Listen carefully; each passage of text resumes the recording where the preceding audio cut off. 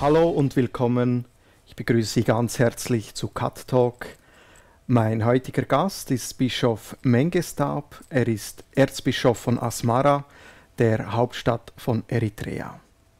Er ist zurzeit unterwegs in Europa und macht auch einen Zwischenhalt in der Schweiz, wo er die katholisch-eritreischen Gemeinden besucht. Excellence, welcome to Switzerland. Thank you. And thank you also for your time giving us here for this interview. Can you just tell me how long has you been now Bishop of Asmara, and what is the experience you have done with the people in your diocese? I have been bishop since September 16, 2001, so it will be almost 10 years next September. It will be exactly 10 years next September. Since then, I have tried to encourage vocations to the priesthood and the religious life, and to visit the parishes, and also to do construction work with churches and rectories and also schools and kindergartens. And can you tell us something about the importance of the faith for the Catholics in Eritrea? How important it is for them, and how do they practice it in the daily life? Faith is very important for our people in general.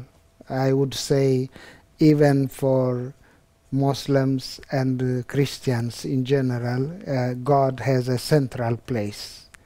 And for Catholics, I think we have all the spirituality, if you wish, of the Catholic Church, Universal Catholic Church.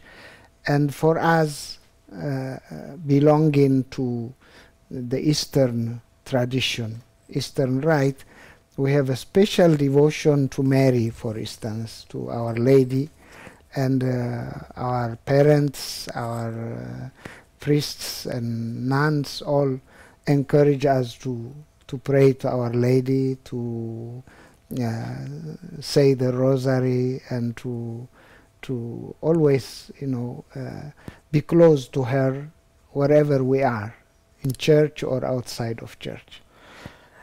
Would you also say that there is a strong connection between religion and culture in Eritrea? Yes, because Christianity reached Eritrea in the 4th century, practically from the time of the New Testament. And so, after so many centuries, it is even difficult to distinguish between the faith and the culture at times. Now with modernity, with secularism and materialism, there is beginning to be a separation, but a little. But most of our people really are God-fearing, and God is in their faith as well as in their culture. The expressions of the faith we have are also cultural heritage. Mm-hmm. So on Sunday you would say the people go also to the church are full? Yeah. People, up to now, all the people who are not, disabled or sick, they go to church. Mm-hmm. And they receive the sacraments Mm-hmm. as much as possible. And so it is in a way an act of faith, but also is tradition to go to church on Sunday. Mm-hmm. You have in Eritrea also a special rite called the Rite. Mm-hmm. Can you tell us what is special, what are special elements of this rite, also compared to the Latin rite that we have here in Switzerland? Well, the church in general has many traditions. Even if it is one church, but it has many traditions, many cultural expressions of faith. And since the beginning of the church, there have developed different rites, like the Latin rite, the Alexandrian rite, the Byzantine rite, the Armenian rite, the Chaldean rite, and so there are more than 20 rites in the church. And one of these rites is the one based on the Alexandrian rite after the church, the Patriarchate of Alexandria. Our church in Eritrea as well as Ethiopia have developed and adopted this Ge'ez rite. Ge'ez is the ancient liturgical language we have, from which the spoken language of Tigrinya and also Amharic derive. And we celebrate mostly in Ge'ez, in the language. Now, though, it is translated into the local languages as well. This rite is very rich in symbolism, is very rich in liturgical expressions. We have, for instance, 17 Eucharistic prayers, which in the Greek terminology they are called anaphoras. And these are dedicated to the apostles. The one most common is the anaphora of the apostles. Then we have the anaphora of our Lord. And then we have 2 anaphoras dedicated to Our Lady. And then there is the one of Saint Cyril, Basil, Gregorius, and so on and so forth. These are very rich, both liturgically and theologically. And then we have the liturgy of the hours also, and the liturgical year, both temporal and santoral, which are very rich in a way. And it gives an identity to that church in a way. The Eritrean Orthodox Church has also the Ge'ez rite.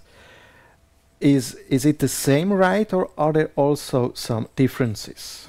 The same rite. Some little differences of expression practically, especially in the liturgy. It is practically the same rite. We follow the same rite. And of course, in the practice sometimes, for instance, as Catholics, we have the so-called low mass, that is the one that is not chanted, that is not sung. In weekdays, for instance, we have this mass. Then we use daily mass. For the Orthodox, it is only on special occasions. And then some other small differences are there for sure. Okay.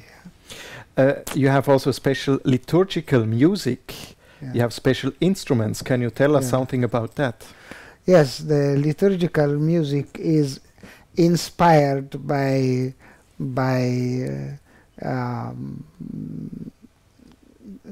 Old Testament tradition in a way. We have this type of experts in that music. They are called depteras. And they are experts in music and in musical science and so on and so forth. We have as instruments, we have the drum, which we call kebero, and then we have the sistrum to keep the time. We have the praying stick, which serves to lean on it because we stand for long hours, and so we need some support. And then also it is used for the liturgical dance, following David, who was dancing in front of the Ark of the Covenant in Jerusalem. He was dancing for the Lord. We have the same style of dancing during the liturgy, not during the Mass, but before Mass, in the eve, the vigil, and during the night. We have very, very nice chanting as a preparation for the Eucharist, or a continuation of the Eucharist also. And you as bishop or the priest, they are also dancing then? Or is this Well, just for the people? The priests, they join. They may join. Usually, these special experts are the ones who dance, the music experts, because it's not easy. Not everyone is able to do it. Some priests who are well acquainted with the chanting may join, but not everyone can do it. Yeah. Okay. Yeah. You have also a special liturgical calendar. Yeah. Why do you have another calendar that we have here in Switzerland? Well, we follow the Julian calendar in a way. Yeah. You know, at the beginning, all the church was following this calendar, but then with Saint Gregory the Great, he changed it, and it became the Gregorian calendar for the Latin Rite, for the West. We remained with the first calendar, and we have also a new beginning of the year in our tradition. It starts on the 11th of September, like also in the East, in Israel and in other countries. That is our time of harvest. A new life starts during that time. Flowers, like for you the spring time, for us is at the beginning of September. We have this beautiful place, a sign of life, and our year, the liturgical year, starts in September. Okay. Which and is the 11th of September, and then we go on. And Christmas is not on the 25th of September of December, but on the 7th of January, which was the original Epiphany for all the church, because the stress that is given in the East is more the Epiphany, the revelation of God to humanity, and so it remained there, and we celebrate Christmas during that time. I see. Yeah. Can you tell me, because of these differences, these liturgical calendar differences, are there any problems, practical problems for Eritreans here in Switzerland, that they have later Christmas, for example? I don't know, I'm thinking somebody's working somewhere, and it's, for us here it's a normal working day, but for him it would be Christmas. Yes, yeah, of course, as any migrant, when you go away from your home, you would like to remember, to be attached to your roots in a way. So I'm sure they might find it difficult in the sense they would like to be home for Christmas, but they can't usually, and so they will find a little difficult to adapt, but they will manage, I am sure. What is important, according to me, is that it is important also for Eritrean Catholics to understand and to know the church that has welcomed them here, the church that follows the Latin Rite, because we have one faith, it is one church with different expressions. And so I am encouraging my Eritrean Catholics here, and I came to visit them. I'm asking them to know better, to make an effort to know and integrate also into the church where they have come, without at the same time losing, their ancient and rich tradition. Would you suggest to the responsible of the Catholic Church here in Switzerland something special for the Eritrean Catholics living here in Switzerland? For me, nothing different from what the Church has said since the Second Vatican Council. That is, really, wherever these Catholics, especially the Eastern Catholics, go, the Church is asking the host churches to respect their tradition. It is a richness that comes also to the West in a way. And so Pope John Paul II expressed it beautifully. He says they are the two lungs of the church, the two lungs of the church. So with the Catholics in Switzerland, you are having two lungs instead of only one. And I think mutual respect and whenever possible to allow the Catholics of Eastern Rite or Oriental Gaze Rite, let us say, to express themselves in their liturgy of the origin.